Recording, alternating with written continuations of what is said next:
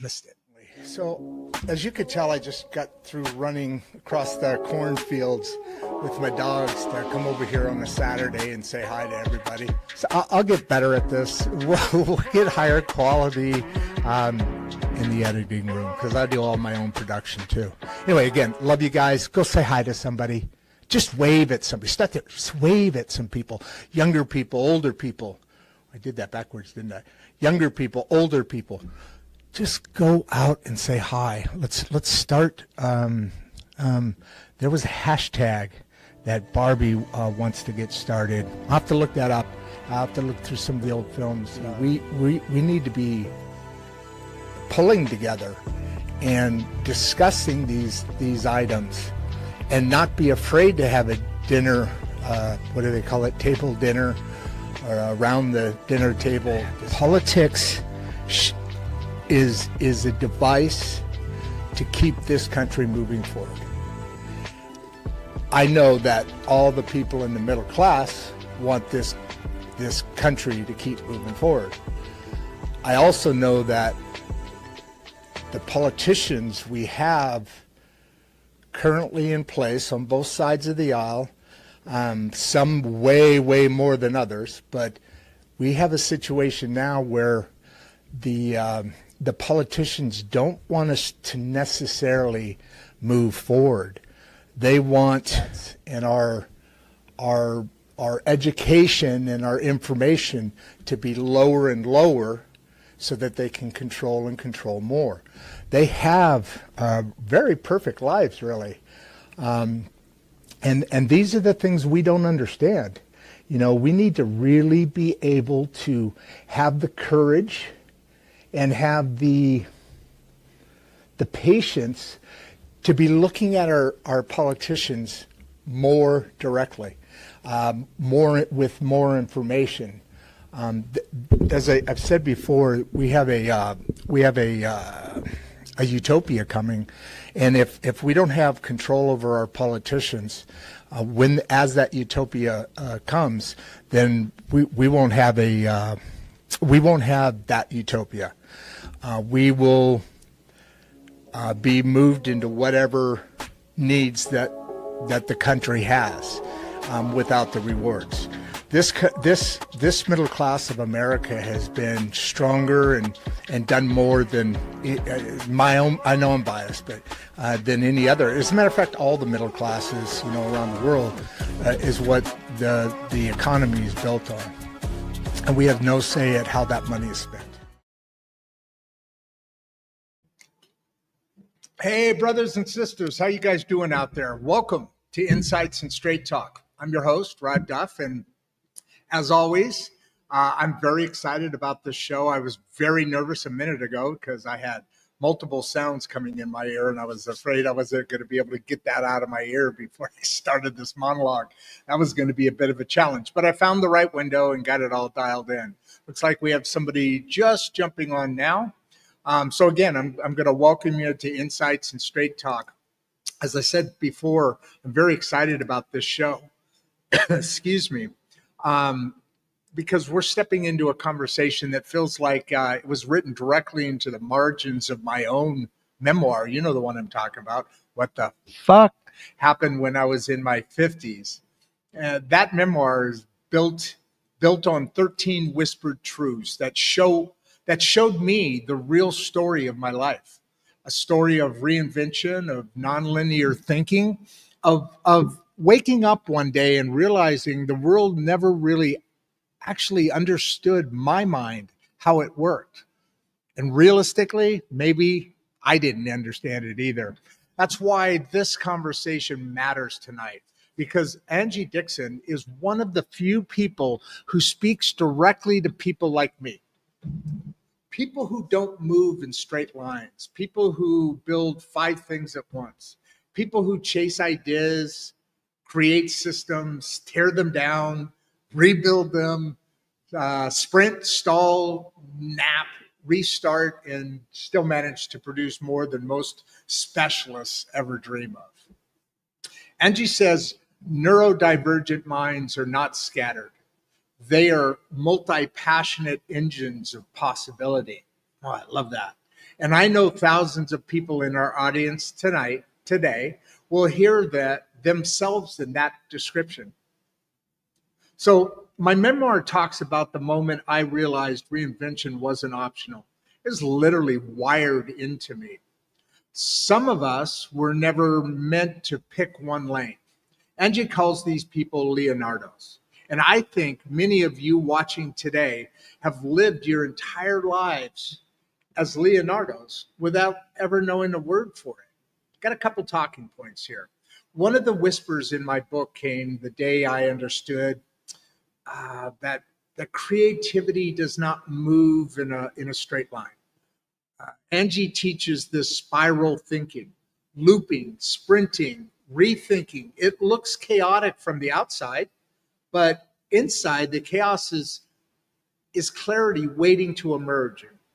Let's talk about masking. A lot of people my age never had language for this. We were raised to hide our overwhelm, our intensity, our sensitivity. We learned to pretend our brains were just like everyone else's.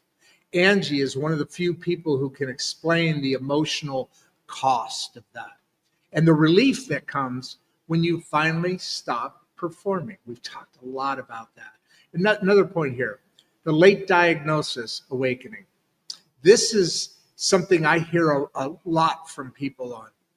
Weekly sometimes, adults who suddenly look back on their entire life and say, now it all makes sense. The jobs, the burnout cycles, the relationships, the restless creativity. Angie has become a translator for that moment. Productivity for neurodivergent minds does not follow the corporate rules, you know? It follows biological rhythms, bursts, rests, naps, hyper-focused, followed by recalibration. My own life looks exactly like that. Angie gives people permission to stop fighting their brain and start designing around its real operating system. Burnout hits differently for autistic and ADHD adults. This is important. This is critical. One of these points that we're going to be going through, because this hits hard, it hits fast, and it hits silently. Many of you have lived through those kind of crashes. But there's something else Angie talks about that I find powerful. What comes after? The clarity, the alignment, the new rules you create for your life. So many families in this audience have kids that think this way. Kids who are brilliant in ways schools do not measure. Kids who don't fail because they lack intelligence. They fail because the system lacks imagination. Angie's work helps parents understand the difference. In my memoir, I explain how my life has always been this constellation, not a line. Look at media, politics, real estate, automation, education, machine design, writing, community building. People used to ask why can't I just pick one? Angie would say to them, because your brain wasn't built for one. It was built for many. Now know this, creativity is not polite. It does not wait its turn. It does not clock in at 8 and check out at 5. Angie teaches people to stop apologizing for the storms in their minds and start using those storms as fuel. So tonight is your chance. Your chance for what, you ask? To ask the real questions you never say out loud. Why do I think this way? Why do I crash so hard? Why do I have 1,000 ideas but struggle with the small little tasks? Why does my child melt down over things other kids handle easily? Why do I feel out of step with traditional expectations? Angie's here to answer the questions most people carry alone. So tonight, we step into a conversation that is personal, it's necessary, and it's long overdue. A conversation for the creators, the thinkers, the builders, the restless minds, the misunderstood kids, and the adults who finally realized they were never broken. They were simply wired differently. It is my honor to welcome the author of the Leonardo Trait, the voice behind the Unmasked Summit, and a champion for all nonlinear minds out there. Please welcome my new bestest friend in the world, Angie Dixon. Welcome. How you doing, Angie? I'm doing great, Rod. Thanks for having me. That was a beautiful It's introduction. Oh, thank you very much. I appreciate that. Uh, you know what? We have 131 people already on right now. Oh, So you have a new fan base building here. I can tell you right now that this is a conversation that on this show, in this audience, maybe some new ones, maybe some reoccurring ones, people that are regulars, but as a very important anchor conversation within our platform here is those things with mental health. And when I say that, that brings in, well, it's not all mental health is mental health. I mean, we're hearing lots of studies about ADHD being way overdiagnosed for kids, for boys especially in the kindergarten and younger ages. So this is a cornerstone conversation. But beyond that, Angie, this is I'm looking into a mirror right now.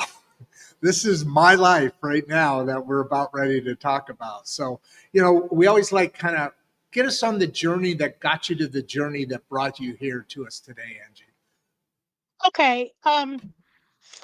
You talked about all the projects and the, you know, 5 different directions at once. And, that was me for my entire life. I have like 37 tabs open in my brain. And I'm I'm looking at them flipping right back now. I'm looking through, at them. flipping back and forth through them. And I never was able to really settle down. I tried working a corporate job, and that went really well for about 6 months while I was getting my feet under me and learning the ropes. And then I got bored and was miserable. And I finally said, I'm going to start a web design business and just work for myself. And so then I had like 5 or 6 different businesses going at one time because, of course, I can't just have a web design business. I have to have a web design business and a copywriting business and, all these different things. And in 2006, I was visiting my best friend in Missouri. I live in Arkansas. I was visiting her and we were talking, and I had been reading some books on creativity and projects and managing all your projects. And these books were not what I needed. They were fine books, they just weren't for neurodivergent creative people. And one of them recommended having a, a file cabinet, a whole file cabinet for each project. I said, I don't have a house big enough. I'd need a second house just to store all the file cabinets. And my friend's daughter said, oh, and one of the women referred to people who are who are really creative as Ben Franklin's and moving between a lot of projects. And I said, I really just don't think that's it. I don't think Ben Franklin is the model here. And my friend's daughter said, well, who is the model? And I said, Leonardo. I mean, this just popped out of my mouth. I said, it's Leonardo. I think there's a set of traits that we could call the Leonardo trait that people Ah, have, that they're multi-passionate, they're creative, they move around a lot in their projects. And my best friend said, you need to write that book. And I said, you know, I do need to write that book. And I started it the next day, and I've written I'm now in the 4th edition of this book. I've been working on it for 20 years. What really got me where I am today is that 2 years ago, I was diagnosed with autism. And that diagnosis opened my world.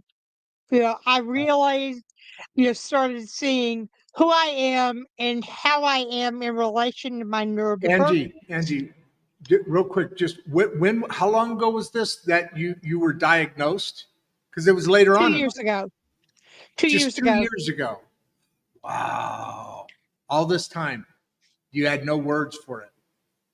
Right. I just thought I was weird and different and scattered. And even though I knew I was a Leonardo because I'd written this book and I was saying, we're not scattered, we're not broken, I didn't really understand all of it. And I had decided that I had said everything I had to say about the Leonardo trait several years ago.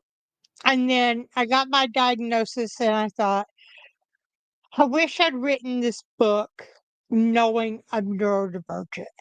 And then I thought, I've done 3 editions of it. I can do a 4th. So, as you referred to, I tore everything down, just trashed the whole book, and started over as basically not handbook or a manual or a systems guide, but more of a manifesto. This is when I finally get it, when I finally realize what's going on. And so this is the 4th edition, and it really leans heavily into the neurodivergent aspects of things. I talk a lot about the burnout that you mentioned because it is burnout and masking are such big risks for us because we try Yeah. so hard to be neurotypical. But the truth is, we're not broken neurotypical people. We're a completely different kind of person. I like the way you say that. Um, in the masking, I've got a particular because this is a new revelation. This term, and when I say a new revelation, you'll hear. I told you this is a cornerstone conversation within this platform, and in the book, I started writing that book. Actually, this platform, this podcast came about because I had written a memoir, right? So you do a book proposal and you go look for agents and so forth, and they love the writing, everything's set up, but then they came to, do I have a platform?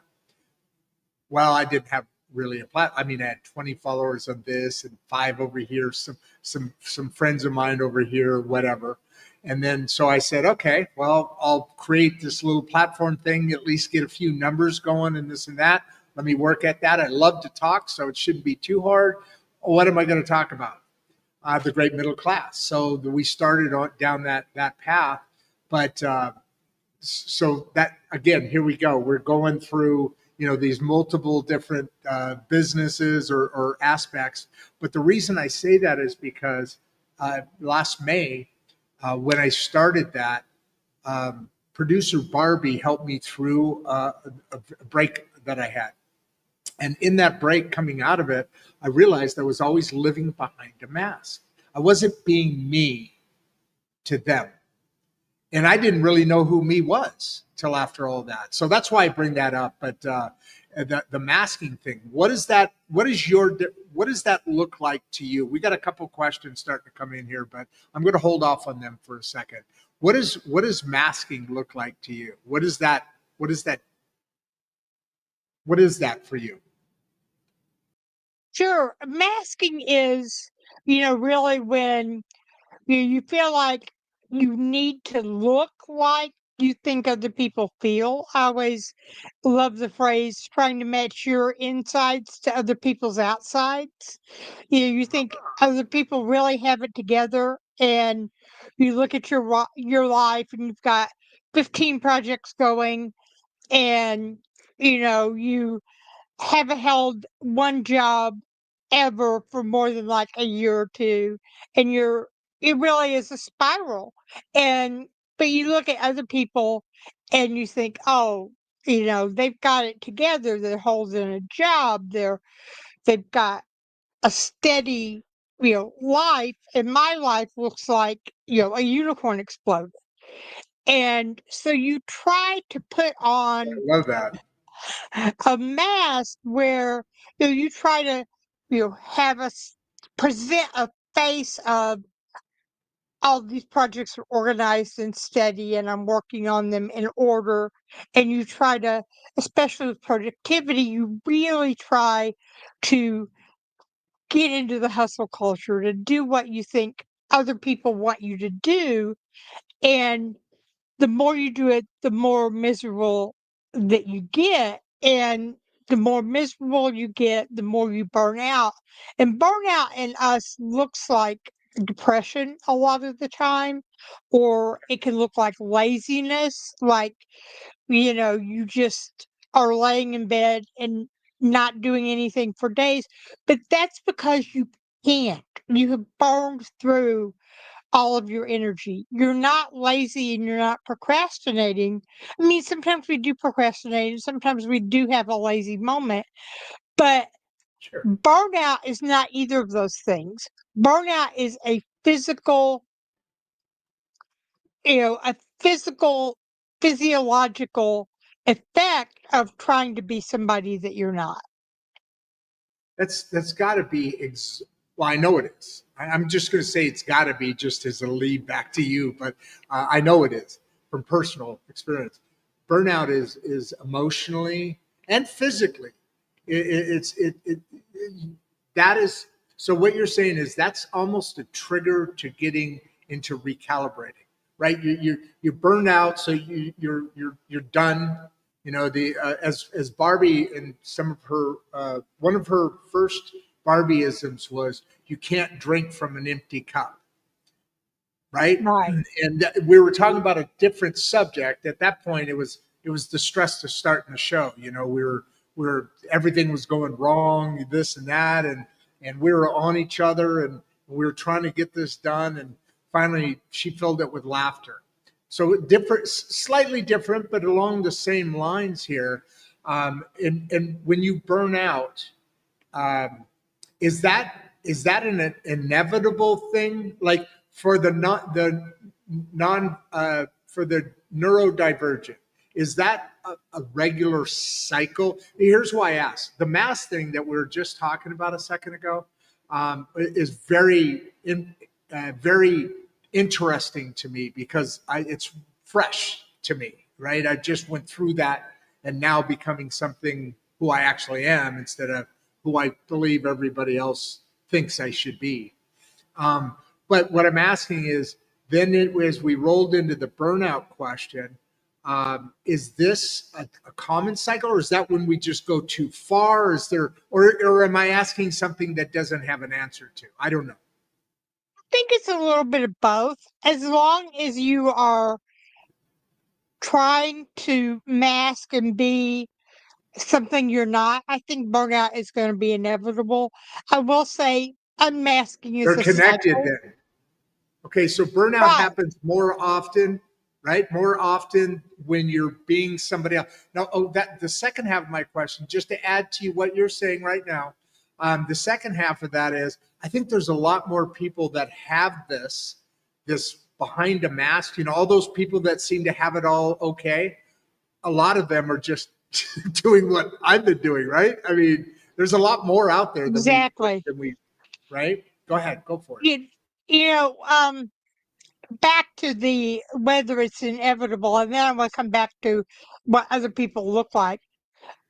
I think unmasking really is a cycle. I know sometimes I will mask. Even now, I'll think, oh, I should do this. An example of that is I only own novelty t-shirts. Today's t-shirt has an otter and it says otter nonsense. Oh, I like that. So Oh, I I like that. only own bunny t-shirts. And yesterday I said, I wonder if I should buy some solid colored t-shirts to wear on podcasts. And my friend said, no. Why would you do that? That's not who you are. You don't own solid t-shirts. And I thought, well, and then I realized that I was trying to, fit what I think people on podcasts should look like. But the people who are asking me to be on their podcast are asking me because of who I am. Right. In fact, my headshot, I'm in a tuxedo t-shirt with the little bow tie printed on and the lapels. Did you see that on the YouTube, the thumbnail? That I have that picture up for your thumbnail. Guys, you guys have probably already seen it. Who's been here in the audience? But go back. It's a pretty cool shirt.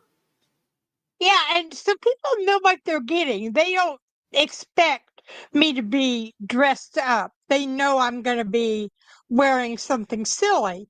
But I just want to say unmasking is not something you do once, and it's not something that once you learn, you don't ever do it again. I mean, sometimes you start thinking, oh, I should try to be a little more normal, and it happens. You shouldn't, when you find yourself masking and trying to be something you're not, that's okay. These things happen. We have a bad day, we get tired, we see something that we think, is not quite right about us. And we think, oh, I should be different. I should conform a little more. And that's just part of being a different person. Sometimes you're going to have a bad time, a bad day, and you think, oh, it's because I'm neurodivergent, it's because I'm weird, it's because I'm different. It's because you're human.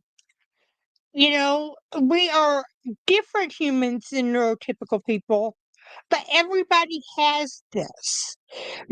Going back to what you said about people aren't as together as they look, Right. nobody is on the inside how they look on the outside. Everybody has something going on. Everybody is pretending a little bit. Everybody is working through stuff. I mean, there is no perfect human. Yeah, and nor should there be, in my opinion. I mean, we are, like you said, a human species. So we're made up of cells and energy and frequencies and histories. Whatever tools our parents had in raising us, obviously, is part of that mixture in. And so you and I both talk about that. We're not. This is not a straight line. This, you call it spiral. When you rebuild out of a spiral, you're actually coming back with experience of what you had. So you're able to constantly build up if you're aware and you're understanding. Let me ask you though, the masking. I, once that mask dropped, I thought, okay, now I'm a totally different person. I'm always going to be different, which by a great deal, a great part of me is different, very much so. I'm a more caring, I'm a more understanding, I'm not missing signals that I had always been missing. However, at that point, I thought, okay, so now that skin's off. Now this is who I am forever. Well, it's interesting you said that because you do kind of fall back in at certain moments when you think you need that, I don't know, protection or distance or something.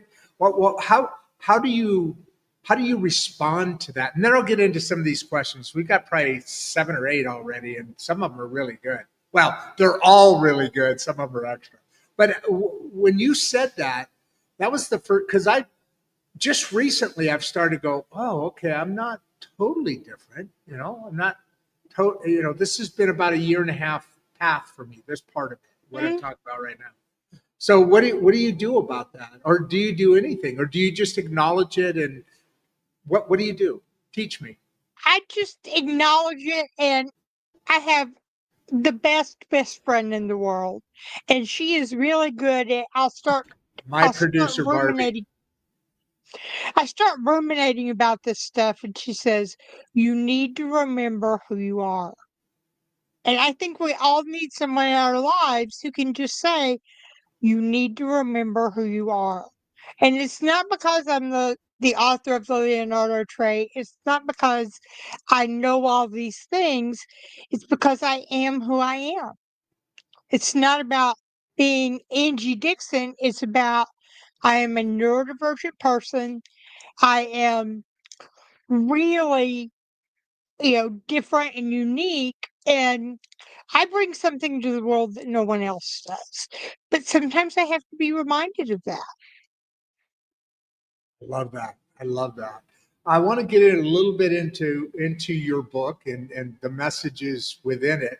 I do want to pop on a couple of these questions, which will actually set us up for doing that. Sure. For instance, I how I don't know how to say that. I'm sorry. I'm really Amy sorry, ma'am. Chilton, maybe? Say that. Say it again, Angie. Would you? Amy? Amy Amy. Chilton, maybe? Amy Chilson. Okay. Oh, I get you. Oh, I get you. Okay, gotcha. I can't see as well as I wish I could Right. sometimes. So Amy, wow, Angie's insights are powerful. How do we better embrace non-linear creativity daily? I'm going to love to listen to this one right here. And then I do want to get into some of the specifics of your book. That's a great question, and I'm It really is. glad you asked that because it's not something that I usually think to bring up. But the way that I do this is I have generally somewhere between 7 and 97 projects going at one time. And I do have a to-do list of things that need to be done, for my book, for my summit, for my podcast. But I also plan huge swaths of time where I'm basically doing nothing. I don't always do nothing, but I have 2 or 3 hours, and I'm fortunate that I'm able to do that. A lot of people have jobs, they have kids who are Hey, smaller than Angie, mine. Angie, let's hover here for a second. Hang on just a second right there because I just want to insert something. When you're talking about you have swaths of time that you set aside or however that works out, that you're not doing anything. That's actually when your mind is for me, I'll be doing stuff all the time and doing that and doing this and whatever. And then at home I'll hang out or do something or eat something and then just kind of like chill. That's when like these gems pop up. Is that why you're doing that or is that something different?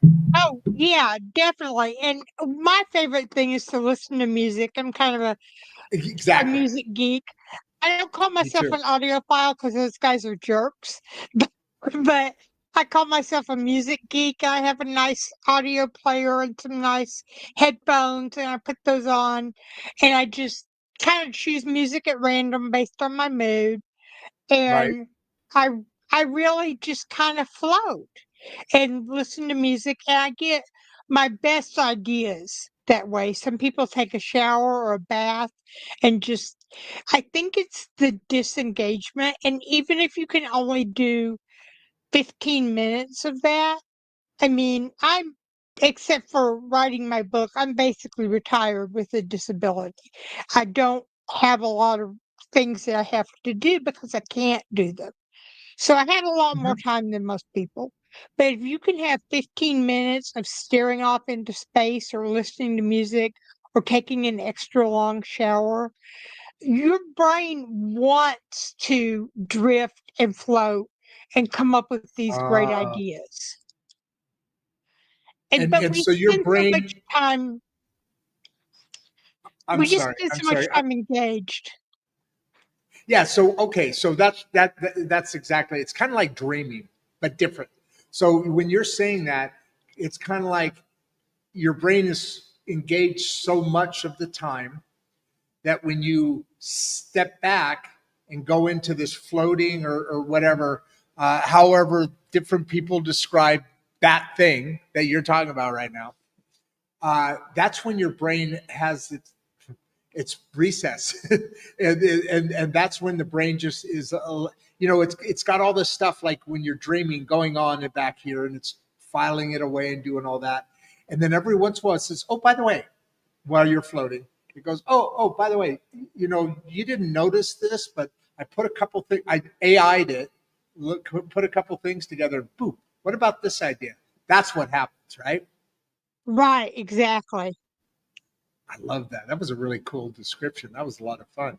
So if you're what you're describing now is how you're better embracing that because I describe it like this: we don't live in a straight line, and we talked about the circular, but also life is a series of you're making mid-course corrections, and I call it being on a path. And what you got, by the way, there's 420 people on right Oh, now. wow. Yeah. I told you this is a really important subject matter to this platform, because of all the things I talked about before. The book led to this, led to that, led to this. It all came from, uh, how you say compartmentalize things, right? That's kind of a Hmm. corporate. We Yeah. compartmentalize things. Well, what happened to me is, as Barbie describes it, that blew up one day. It was May 6th, the evening of, and all my boxes were blown up out on the ground, and I literally had a collapse, a mental break, and I had to go to the show.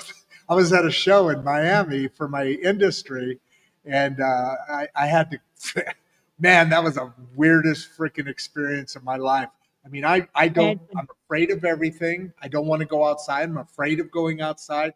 I've just hit rock bottom, but I got to go put that mask on one more time and try not to sweat through every shirt as I'm walking the aisles of all these people who know me. I know what went on. They don't know, but I feel they do. That was the most bizarre time of my life, man. So go on with what you were saying. That's what you're talking about, is that floating time is how you're better embracing. So you're pulling in the energy, you could say, but you're pulling in the benefits of your brain's right. operational system. And That's beautiful. I understand that everybody can't spend 2 hours listening to music. I totally get that.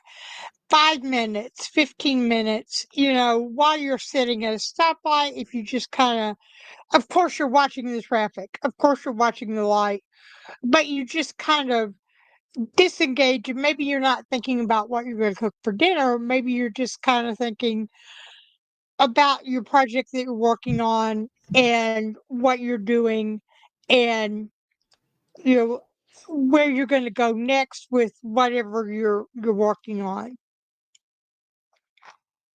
And that just kind of that's when you're on excuse me, when you're on idle, right? So if you're sitting at a light and you're just kind of daydreaming, right? Some people call it daydreaming. All these things have been around. There's so much we don't listen to that's been around us in information and education and proper ways to look at things. And now we're just coming back around with experts like yourself that are able to come back and go through these things. So the Leonardo effect. You said this is your fourth edition. Before we go back to the questions, I've got one here that I'm really excited about for you to answer. Like I said, we're still well. We've got a few more. 433 people on. So this is a message that is being well retained. But before we go into this question, how does so you've got four separate versions of your book. How does your book lay out? And do you go 1 through 4? Do you have different subject matters that people can attend to? Let's just spend a couple minutes. Quick plug for you, but just a couple minutes, just to because everything we're talking about is based upon the writings, which are based upon your thinking, obviously. But how does that lay out? What does that look like? Volume 1, volume 2, volume 3, or edition 1, 2, 3, 4. Well, how does that book lay out? The first three editions, there were differences between them. I came back, I brought in new points, but they were all basically kind of a handbook or a manual for living in the Okay, world that's as what I it thought. is. And once I realized I was neurodivergent, I thought, we don't really need a handbook.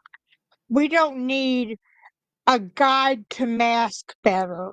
What we need is to learn how to really be who we are all the time, as much as possible. I mean, like I said, you have a bad day, you're tired, somebody says something that hits you a little wrong, and you feel like you should mask again. That happens.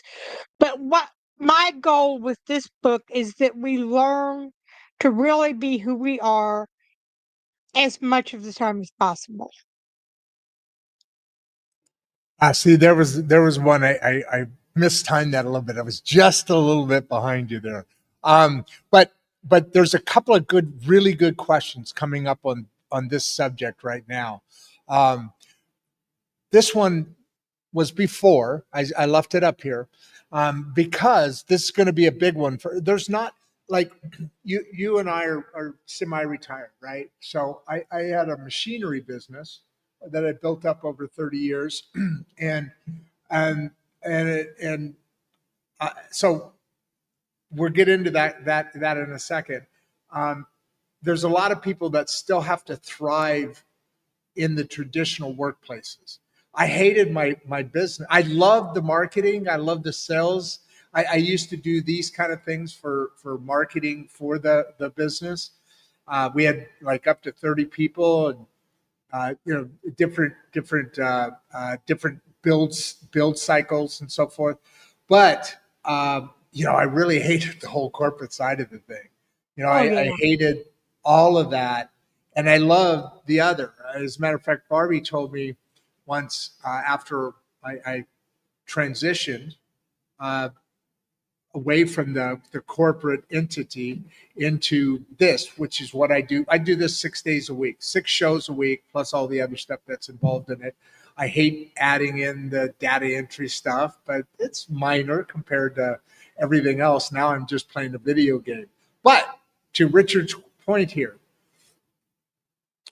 how can nonlinear thinkers ever thrive in traditional workspaces? Because I know for a fact that's not. I never thought about it before, but looking back, the what did you call it? The late when people discover later on in life that, oh, as I look back at my life, now I understand.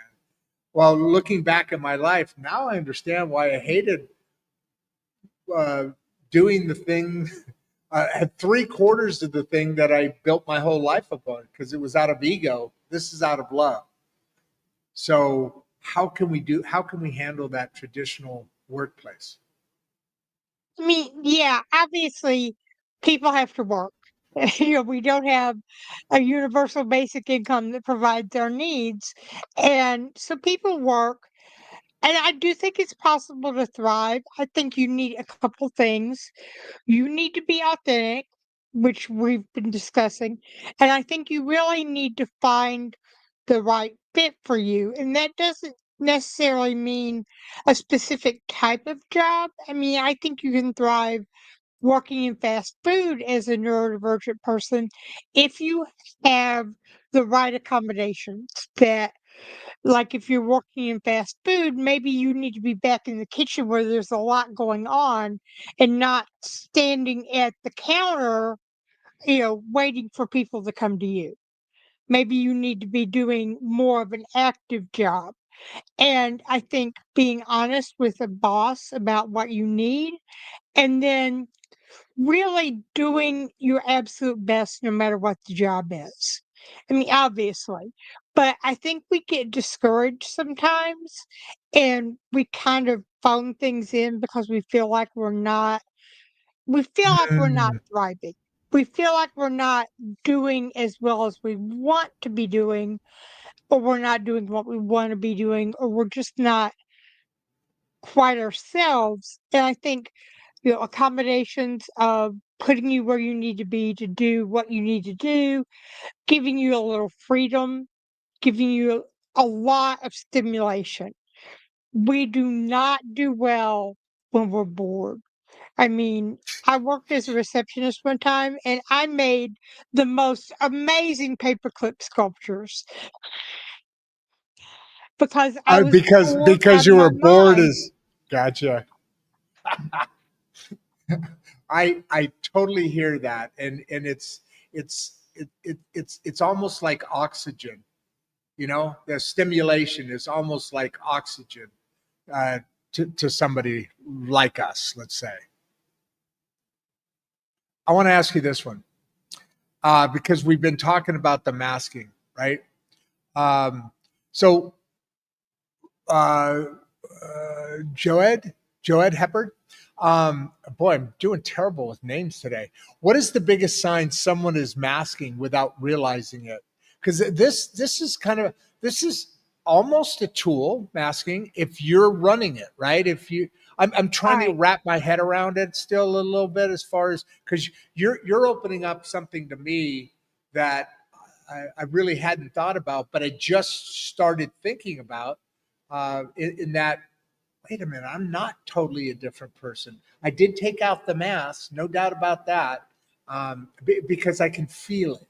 I can feel that weight not being on there. You know, I can feel that authenticity that comes out, and it shows up in everything that we do, right? And you don't know that until after you're already there. But let's hit Joel here. What do you think about this one? I think if you feel like something is just off in your brain, in your body, and you don't feel like, I'm trying to think how to phrase this, you just feel like you're not really on. Like you're a Ah, little off, maybe a little sideways. You're like my day the other day, I felt like I was just a little not quite right. And I started thinking I had bombed a podcast, which I had not. I started, she told me later that it was one of the best ones she'd ever done. I just got in my head that I had bombed. I started thinking about the solid colored t shirts that I mentioned. I started thinking, maybe I'm just not cut out to do podcasts. And then I got this email saying, I want to have you on again after the book comes out. I thought, okay, so I'm sliding into what feels like a little bit of a depression, but really what it is that I'm feeling like I should mask and like being who I am is not working for me, but I have this evidence that being who I am really is working for me.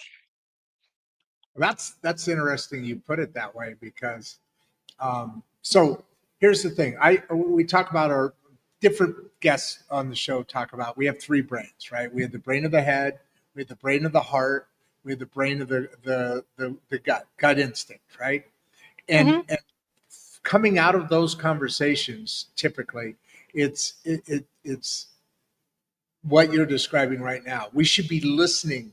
So depending on your heart or your gut, you know, whatever reaction goes to the brain sends out the chemicals to do whatever our body needs to do to address whatever that moment is.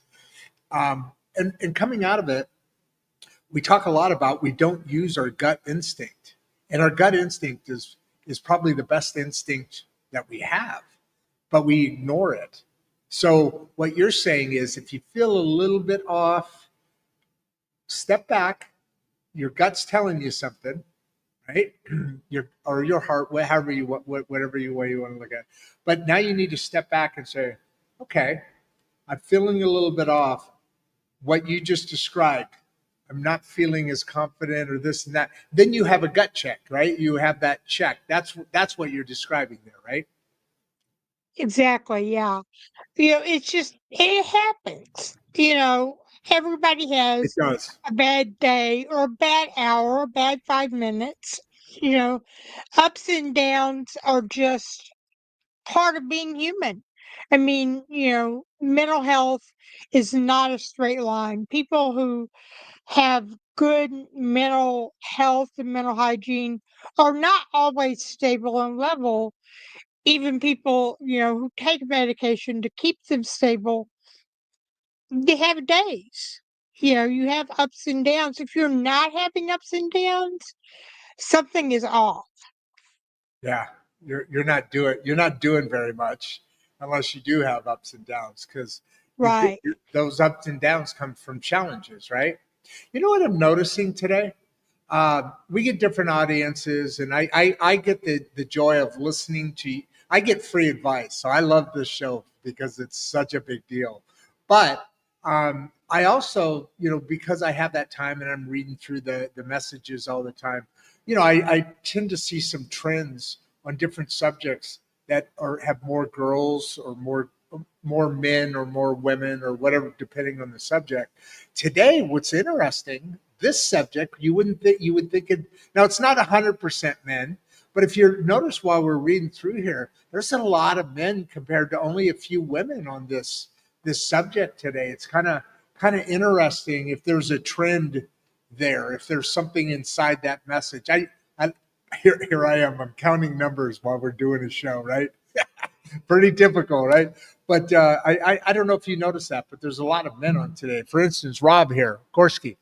How do you stay? And I think I know the answer to this. It could be, well, that's interesting to talk this one out. How do you stay motivated when your brain jumps between passions? I would think it keeps you being excited or motivated or energetic or whatever words you want to look for.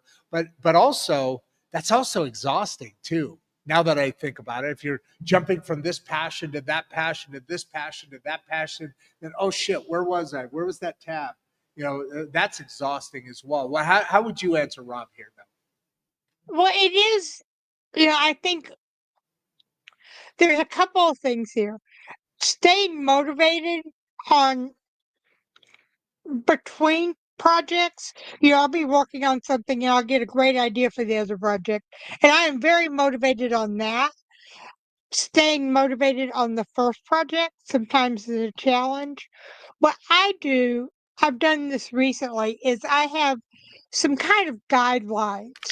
I can have two projects at once. I try to stick with the same two projects through a given day. I don't work on, say, three projects in a day. And I also try to be careful about switching. And if something comes up that I really, really want to work on, I try to get what I am working on to a point where I can come back to it later. Um, and I try to be judicious in starting new things. If I'm starting something new, I need to have the time for it. If I don't have the time for it, I really need to set it aside, make a lot of notes, collect a lot of stuff, and put it in a box or in a box in my brain and come back to it when I've got the time. Um, it's I have a lot of projects. Right now I have a couple of major things that I'm working on, and I'm really trying to keep track of the things that need to be done and also allow myself time to paint or listen to music or watch TV, because it's really easy to burn out from just doing too much. Yeah, that makes perfect sense. I knew this. I knew this discussion, this chat today, it would really hit home on so many different levels because, like I said, I'm getting free advice. I mean, there's reinforcement in certain things, and then there's new ideas and new tools that I'm receiving here, which is fascinating. Rob's got another. He's got a follow up kind of thing here. It sounds like two questions right in a row. Obviously, Rob is dealing with something, and I have a feeling it's more about, maybe it's his kid, that that saying, the apple doesn't fall too far from the tree. I think Rob and his kids have got a lively household at home. So he's asking here, how can we support kids who show multi-passionate tendencies early? And by the way, uh, your point is very tuned in, and the Leonardo effect is a beautiful name. I totally agree that although our who was the other guy you were talking about at the very Ben beginning? Franklin. Ben In Franklin is Franklin. obviously a fascinating dude, but Leonardo really dials this in. But um, there, just more recently, especially coming out of the argument of Leonardo, there's been this a lot of, if you've got ADHD, if most of those people are the most successful ones throughout history. So this is a capture, not bottled, but maybe bottled for, this is a capture of talent by like you said, by us just using our correct operating system. So how not to or delay the point too much. What about Rob's follow up question here about his kids, who he's dealing with as well? This is a good one for me. My son and I are basically the same person in two different bodies, Yeah. and he is so brilliant and he knows everything. Um, and he's always jumping around from topic to topic and idea to idea, passion to passion. And what we always did with both our kids, him and his neurotypical sister, is that we always encouraged them. But the main thing is we treated them like people from the minute they were born.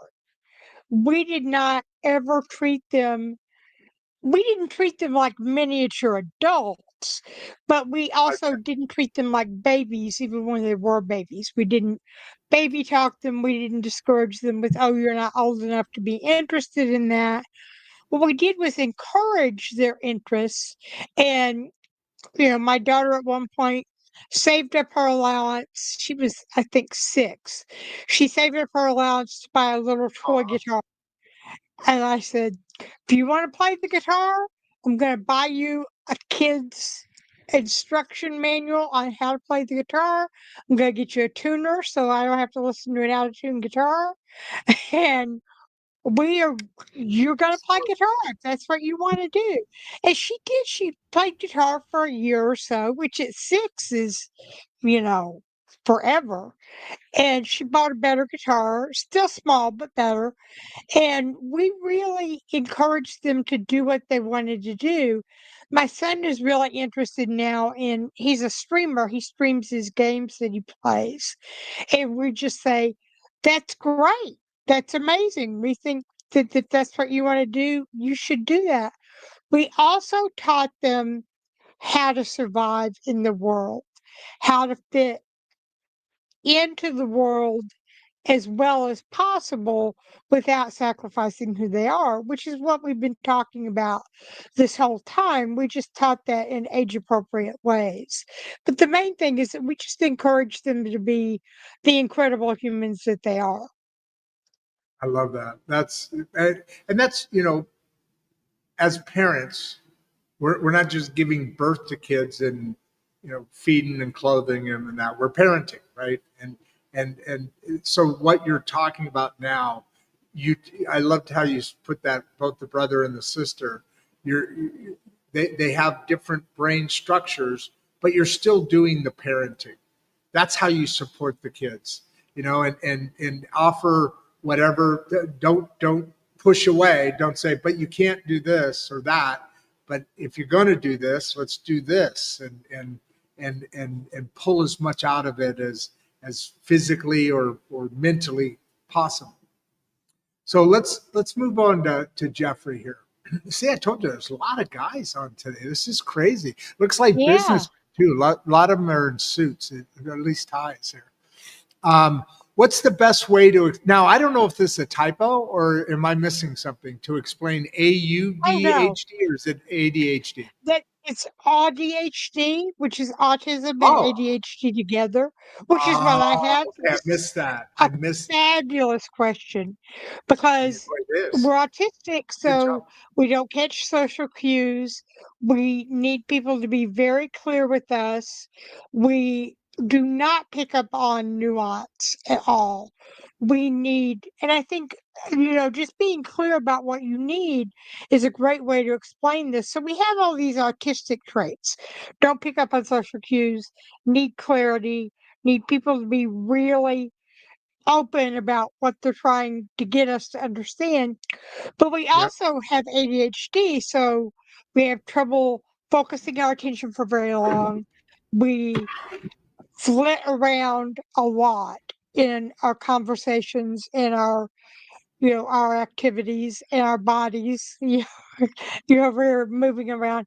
And one thing about AuDHD is we have the tendency of autistic people to latch onto a special interest and talk about it all the time. But we also have ADHD, so we can hyper focus on that topic. I can talk to you about music for hours. I went on a day trip with my husband right after I got my new audio player, and I think I talked just about the benefits of the new audio player for half an hour. And bless his heart, he's just over here asking questions and saying, "Uh huh, that sounds really cool. He, Does it do this?" he And loves his girl. He loves his girl. He knows what to do. and that's the thing. We have to remember these people love us and they want to support us. And if we tell them what we need clearly, then they will understand that and try to support us. So this is a really important question. If you look at it, and it kind of backs into what we've been talking about. Kenneth here, another dude in a suit. Is it is it normal for creative cycles to swing from high energy? Because we talked about this about eight questions ago or so, something like that, to zero. That's that crash. That's that floating. That's that. So is it normal for those cycles to do that? And I kind of Oh, asked a similar absolutely. question. Go ahead. Go ahead. Absolutely. Just last week, I had a really big week. I was working on my book. I was working on the summit I'm hosting. I did several podcasts. And Wednesday night, I just really was so exhausted. I just crashed. And I took Thursday and Friday off because I could, because I'm fortunate that way. And by Saturday, I was like, okay, let's go. I'm ready to go again. But it definitely is normal. I think our energy cycles don't work the way neurotypical people's do. And we have What would the energy contrast and then be? we use it. What would the contrast be? Neurotypical would be more less ups and less. Yeah, You it's know, more of a wave, and ours is more of like a tsunami. We get tons of energy and then we use it all. And, sometimes it takes a couple hours to come back. Sometimes it takes a couple days to really recover. yeah. It's absolutely normal. And does that manifest itself sometimes almost into kind of like you've got not necessarily anxiety, but maybe more like depression or more like something's like you said about how do I know when I have a mask on? Something feels off. So a couple really cool things happened to me this last week, right? Like the Mangum Star, the newspaper here, brought me on to be their columnist. So now I'm a Oh, published that's author. amazing. I know it's exciting. I'm so happy. I just sent off yesterday Saturday my second column uh, for the Mangum Star, and as a matter of fact, you subscribe to Substack. There's a mention of it in there if you happen to go and look at the newsletter. Yeah. Uh, but so there that's going on, and then there's this thing going on with some sponsors, some things I've been working on for trying to get this thing to monetize so I can do it the rest of my life from wherever I want to, right? Because all I need is a mic, some electricity, and some sound waves to go out into the atmosphere, and I could do it as long as I can keep these different softwares paying and this and that. But in the midst of all that, it was almost like, okay, these things are now in action. It was almost like the last couple of days have been kind of like not depressed, but something uneasy because it just feels like, and maybe it's because that cycle is ended now. All that energy was going into this, and we're doing shows every day, and things are popping, and we're getting, bigger numbers. We're still at 400. God, this went by fast, didn't it? We're well over an hour now already, and there's still 400, the same 423. So we're hitting something right here. But my point is, to his point, is it normal for these cycles to? So I'm kind of coming down and out of this thing, but yet still good things going on, and I got to be here for the show. I can't be, Right. which is easy to do once I start talking to you. But is that what is that a cycle? Is that what you would describe as Yeah. maybe a Yeah. cycle? Maybe. I think, it can look a little bit like feeling down or restless. It can just be exhaustion. I uh, I like the term knackered, Knackered, which is just Okay. like What's dead that? exhaustion because they take horses to the knacker when they are going to slaughter the horse because it's old and tired and can't keep going. And sometimes I just feel knackered. I just I like that. and and a lot of times, all I really need is one good night of rest, but sometimes I need more than that. And sometimes it comes across as, I'm feeling down, I'm feeling discouraged. I feel like I bombed a podcast that I did not in any way bomb. Sometimes I just feel restless and I don't want to work on any of the not only any of my work projects, but I don't want to paint or listen to music. I just want to, watch a stupid movie and not have to think. Yeah, no, that's sometimes the greatest gift in the world right there. Now, we do have a woman finally showed up here. Now, it's funny though. Look at this. Her and him, Danny. So Rochelle and Danny. These are the last two questions that I think we can kind of slide off with a closing comment. What you want to leave everybody with, and a wave. I'll catch you in the green room as I close it down.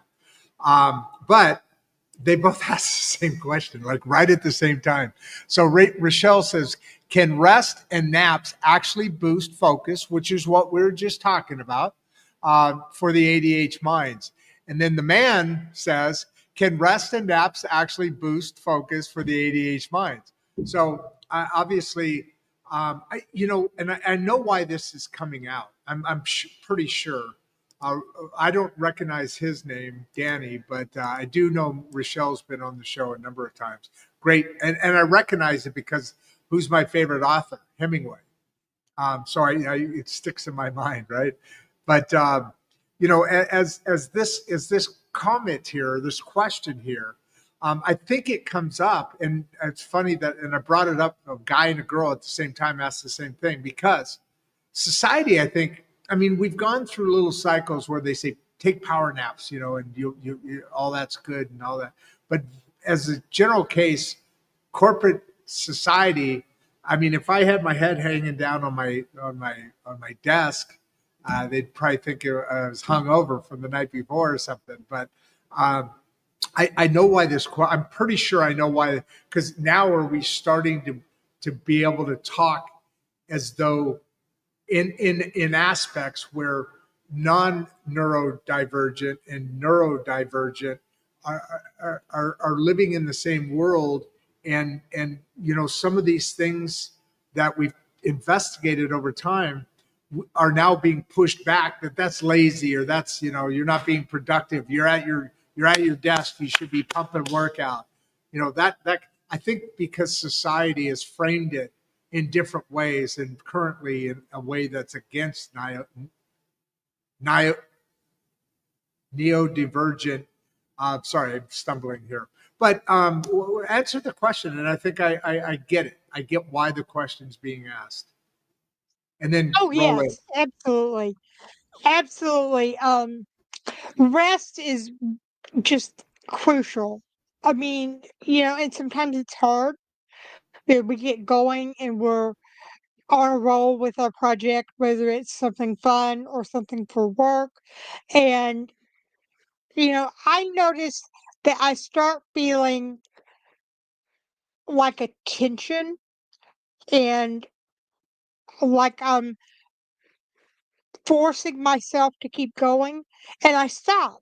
And even just a few minutes of rest or a short nap, I come back and I'm on a roll. I'm just, you know, it's it's a case where I think we get too focused and we start moving in too straight a line because we're tired.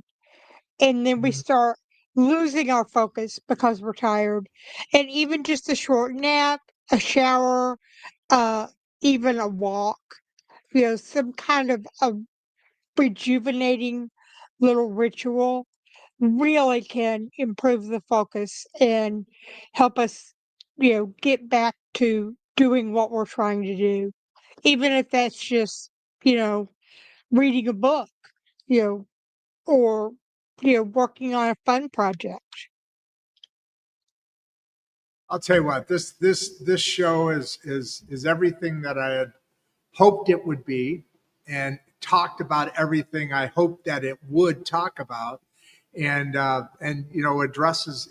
We should stay in contact too. Maybe do a follow up after a little I'd, bit of I'd love time that. here.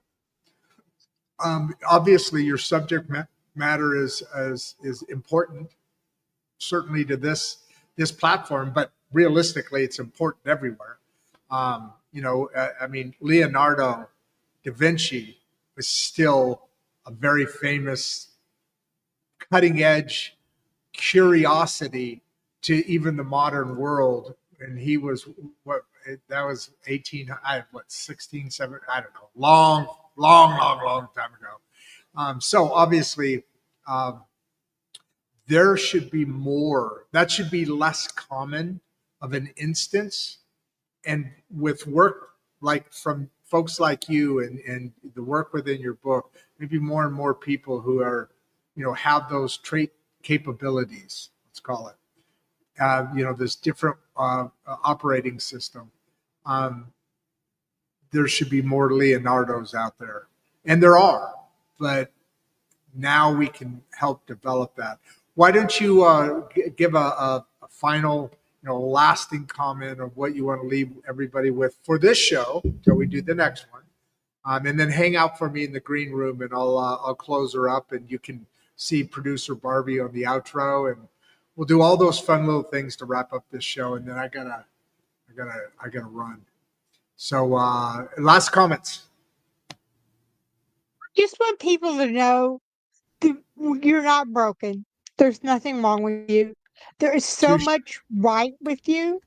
And I would love to continue my conversation with your listeners, Oh, Rod. hey, It would, hey! I'm sorry, Angie. I should have asked you to do this a long time ago. When you wrap up, can you put your contact information in the private chat? You see where that is on the sure. right side? And I'll Yeah. copy and paste it over, because you know what happens. You do podcasts an hour after the show, a minute after the show closes, a year after it closes. Somebody's going to say, "Oh my God, this is exactly what I needed to hear from Angie. I don't understand this though." And if they leave comments on the which I love them to do on the show itself, that may not get to you as quickly as because I don't check that Yeah. email. But if they got your email or whatever, put that in. Oh, you got it in there. Go ahead. Go ahead. I'll copy and paste this. I'm going to jump. Yeah. I invite people to visit me at profoundcreativity.com. It's just the words profound and creativity together.com.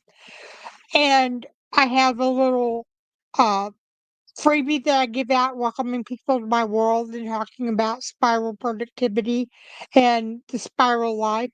And I always love hearing from people. I love answering questions and just hearing about people's lives. I'm sitting there talking to you, and I'm not even on stage. So I got the right information there. Productivity, our profound creativity.com. And Angie at, can you say that? I'm sorry, I'm having trouble with my glasses today, Angie at profoundcreativity.com. which is what you just described a minute ago. Why don't you give everybody a big wave? Let me close up here, and I'll see you on the other side. Okay, great. Thank you so much. My pleasure. Yeah, that was awesome, folks. That was Angie, awesome. Very, very, very good subject matter. Well displayed, well put forward, and I look forward to hearing more about your journey and the books coming that I assume would be following. I know your mind, so with that said, I am very excited about we're a little over 22,000 now, I think across our social media subscribers. So please subscribe. We've got a new sponsor coming up, eLeaf Lab, and we'll be talking plenty about them in a little bit. The newsletter is really gaining some exciting traction. I'm excited to butt that up against the column that I'm now writing in the Mangum Star newspaper, and this message has been something I've been looking forward to for a little bit. Every time these topics come up, they're critical and important because there's so much talent in this world. And here's an example. I have a little plug for the Regeneration School Project, but when we create that fifth core called life into that school system, we have the ability to really start opening up and looking out for that next generation's extensive growth. And with that, this is Insights and Straight Talk. I am your host, always your host, and only your host. I love you guys. Go say hi to somebody today. Go wave at somebody. Get that vibe going. Keep working on well, you're going to hear a lot more about the Regeneration School Project pretty soon. It's really starting to take hold, to get traction. And I'm Rod Duff. I'm out. Before you leave, if you'd like to watch another one of the podcasts, click the first link in the description. We love having you here and we appreciate all your support. And with that, producer Barbie and I are out. Leonardo